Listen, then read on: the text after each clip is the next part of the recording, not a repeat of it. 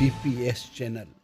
उत्तर प्रदेश के पूर्व मुख्यमंत्री और समाजवादी पार्टी के संस्थापक मुलायम सिंह यादव का 82 साल की उम्र में 10 अक्टूबर 2022 को गुरुग्राम के मेदांता अस्पताल में निधन हो गया था।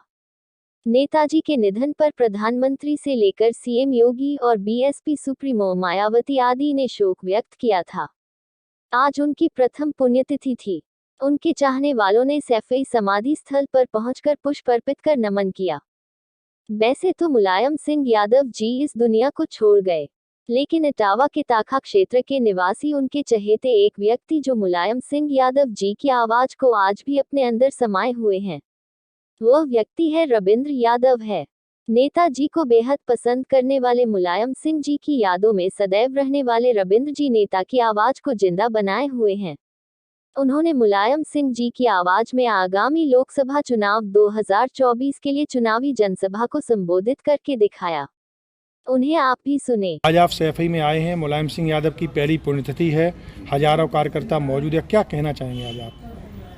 सबसे पहले साथियों और सहयोगियों को धन्यवाद देता हूं, और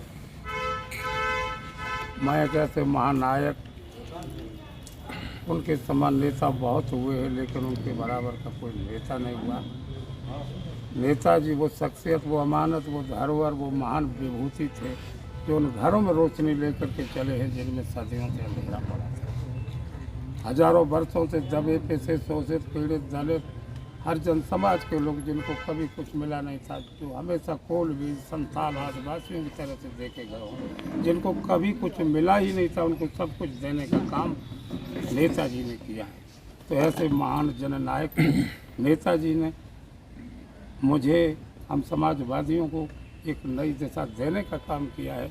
नेताजी ने आज़ाद भारत में तमाम आमूल चूल परिवर्तन दिए हैं, राजनीतिक परिवर्तन दिया है, सामाजिक परिवर्तन दिया है, आर्थिक परिवर्तन दिया है, पूरे बराबर जीने का हक दिया है।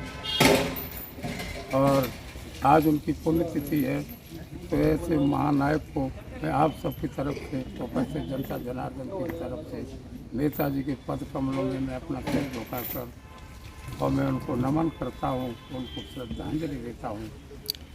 रविंद्र जी, मुलायम सिंह के साथ आप काफ़ी लंबे समय से रहे हैं। मुलायम सिंह बहुत स्नेह करते थे आपको। कोई ऐसी बात जो मुलायम सिंह की आप जुड़ा यादों में हो जिसे आप भूले ना हो देश की जनता को? नेताजी कैसे महान व्यक्ति थे कि मैं एक बार उनके चुनाव में गुन्नौर गया था, तो वहाँ TCL बबराला में रुके हुए थे, भारी भीड़ भरकम, तमाम मंत्री, विधायक, प्रदेश भर से कार्यकर्ता आए हुए थे, वहाँ नहीं मिल पाए।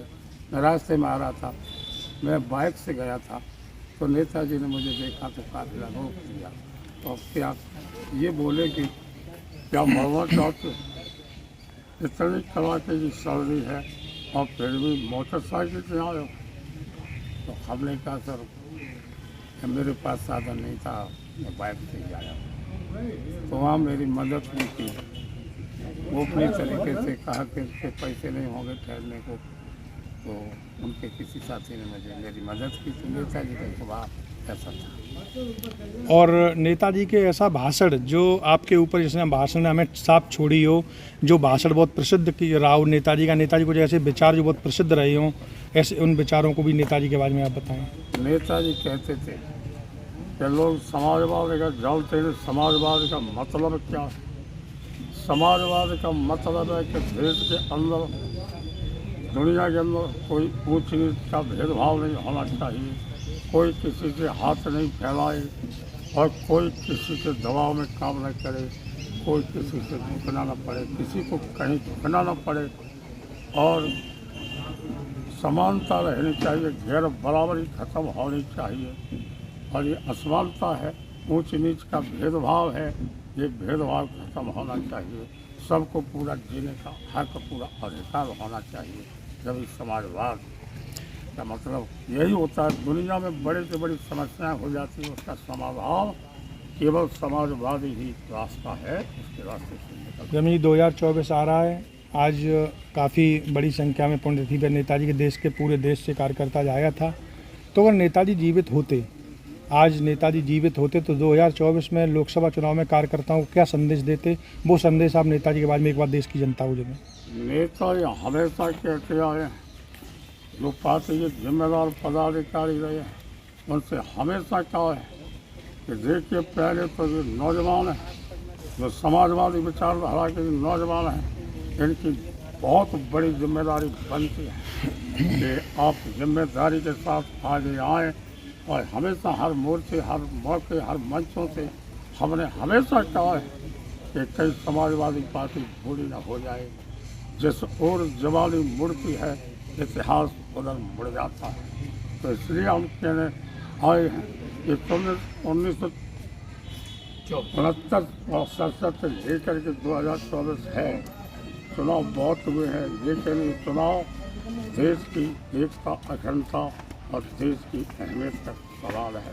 देश की एक संविधान, एक सीमा, और देश को आज जो संविधान भी खतरे में, सीमा भी खतरे में, अदालतें भी खतरे में, और तमाम हमारे नौजवानों का जीवन भी खतरे में है।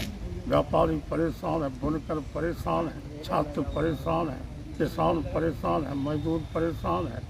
तो इसलिए सभी परेशान हैं। तो इसलिए ये 2024 का चुनाव है, ये चुनाव ये देश की तकदीर का फैसला करने वाला चुनाव है। तो इसलिए समाजवादी उस मैदान से संकल्प लेकर के जाना है कि समाजवादी पार्टी की नीतियों को आपको जनता के बीच तक पहुँचाना है। तो अभी इस समय वर्तमान में बीजेपी सरकार चल रही है, और सरकार को लेकर क्या करेंगे?